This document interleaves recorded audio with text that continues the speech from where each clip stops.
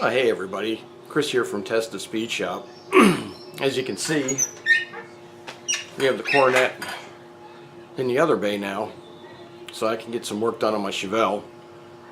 So I figured since I'm doing that, I might as well tell you guys a little bit about it, and a little bit of the history of it, and stuff like that. But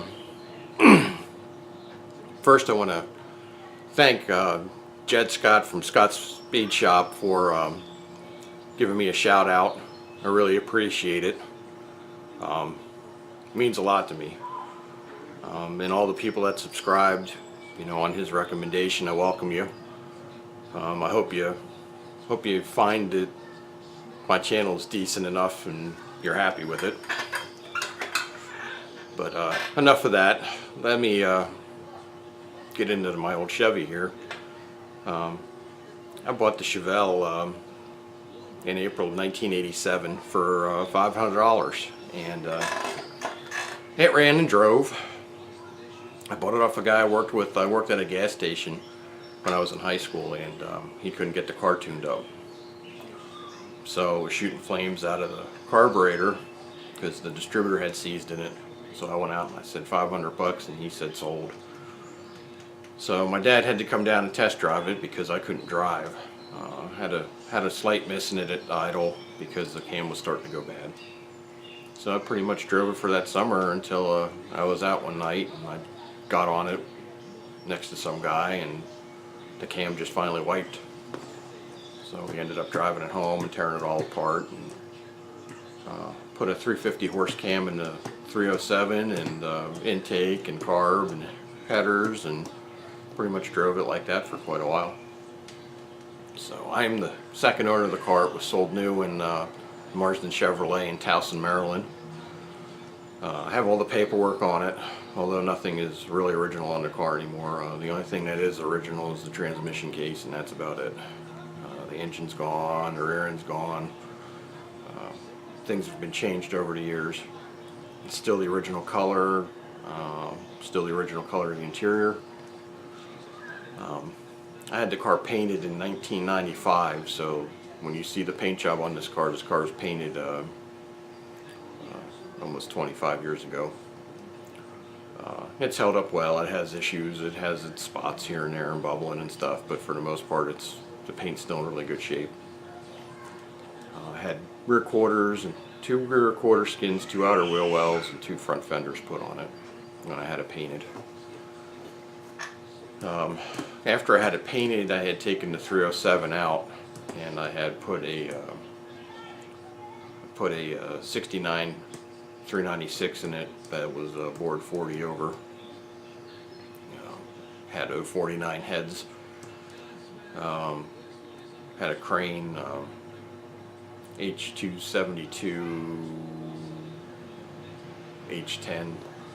It was 272, 284 lift, and 510, 550, no, duration, I'm sorry, duration, and it was 510, 515 lift at 112. And it run good. It was a good running engine, and it was in the car up until last year when I took it out. And the engine that I put in it is a 60 over 454. It's a mid-80s block with a cast crank, scat rods, Speed Pro Hybrid Technic pistons, 100 cc dome, or yeah, 100 cc domes. It has 70 290 casting closed chambered cylinder heads on it, with 219 172 valves, undercut stainless steel valves. Has hardened seats. I did some bowl cleanup and some did a bowl blending, and I also did some port cleanup on the heads, so they've had some port work done. Has a Lanati. I call it a Lanati dyne because it's an ultra dyne grind. It's a 280, 288, 525, 550 at 112. It's an old ultra dyne grind that was carried over when Harold went to work for Lanati, and he brought some of his old grinds with him from Ultradyne when he was developing the Voodoo cams. So this is one of his older original grinds. So what else has Edelbrock RPM intake, 750 3310-1 Holly. Since I'm sorry, it's not 750, 780.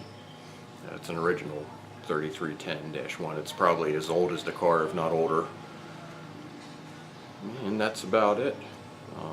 Has a 12 bolt with 331 gears and posi. Has rear sway bar, front rear sway bars. I put all the F41 suspension on it. Has manual disc brakes. That's about it. Probably enough of the gabbing here. Let me show you the car. All right, and here it is. The car is Code 13 Nevada Silver, which is the original color. It's just a base coat, clear coat iteration of it.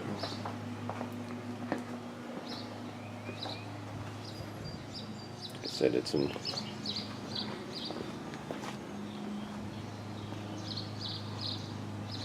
paint, has its issues, but still looks good for 25 years old, amazingly enough. The car is a factory dark blue interior, which is a strange color combination. This is the only one of these I've ever, well, not the only one, but I've only ever seen one other car this color with these same codes, and it was on eBay for sale in, I think it was Arizona, and it was a Code 13 with a Code dark blue interior, and it was a 6-cylinder Power Glide car. The bucket seats are not original. This was originally a bench seat car. Had the seats recovered, and I had the back seat recovered also. The door panels, the headliner, the dash pad, the sill panels,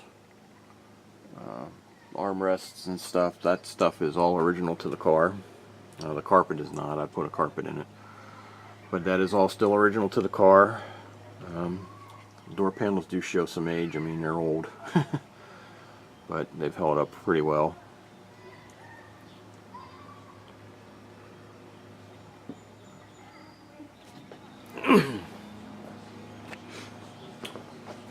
And this is 454. Yes, it still says 396 on it because for some reason I like my 396 sticker. And I think I'm just going to leave it there, because it doesn't really matter. I mean, a big block's a big block. Right now I'm working on getting the air conditioning compressor and all the brackets and stuff put back on. I just haven't had time to get that done yet. So I'm going to get that done for the show. I probably won't have it charged, but at least it'll be back on the car until I can get time to get it charged up. The air conditioning did work until I took the other engine out and put this one in. But now it is not working because, of course, we had to take the engine out. So it will work again. I guess people will probably scoff a power rod with air conditioning, but hey, what the hell. My goal for this car, I want to try and get it to run high to mid 7s in the 1/8 mile. I think it can be done. So I'll probably put it right around a high to mid 12-second car. And that'll make me happy, considering the car probably weighs excess of 4,000 pounds the way it sits right now. So I'm hoping it's a goal that can be achieved. But I'm hoping try and get up to the track this year. I got to get sticky tires because it's not going to hook, and it's just not going to. So I got to get some tires for it. I'm kind of putting some money back so I can buy another set of rally rims and throw a set of stickier tires on it, put some drag radials on it. If anybody's got recommendations out there for drag radials, let me know. I was going to go with the Nitto 555Rs and see how they worked out. I want something that if I don't feel like pulling the tires off at the end of the racing day that I could actually drive it around for a little bit. And if I do get caught in the rain, well, it's not that big of a deal. Now let me fire it up here. This won't be a cold start. I did just have it running a little bit ago.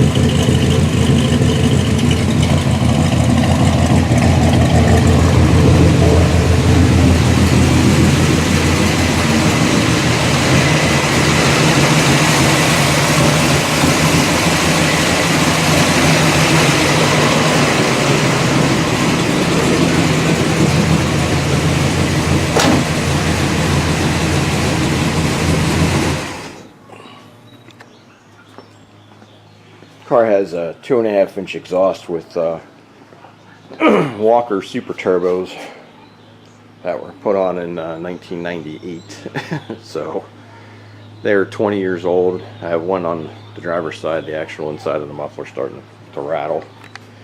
And I also have some exhaust dumps on it too. I'd pull them off, but I just don't really feel like it right now. I'll have that in another video. But that's it. I figured this car in there deserved an introduction. Since we've just been doing all this work on this Coronet, I figured you guys would want to see something a little bit different. So I'm going to be here working on my air conditioner, so I'm going to start installing it, and I'll come back to you here when I get something done.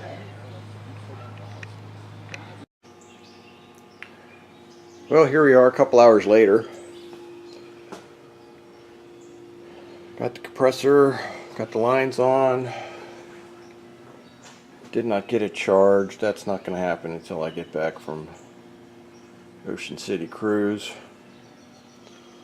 So, but at least it's all on there.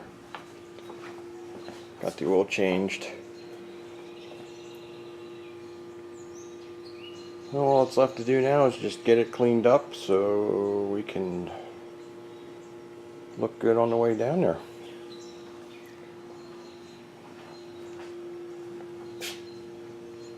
But what a monstrosity. What a pain. Hopefully I can get it working again. It would be so nice. Even if it doesn't really blow that cold. It's just nice to have it when it rains outside, because you can actually dehumidify the inside of the car and clear the windows up and everything with it. So, well, alright everybody. Like I said, if anybody's going to be down at Ocean City, we'll be down there. Look around for us. And I will talk to you all later. I will be taking videos of Ocean City down there, and I will probably be sifting through them and downloading them when I get back and making a video. So probably going to go without a video for a week after I post this one until I get back. So alright, talk to you guys later.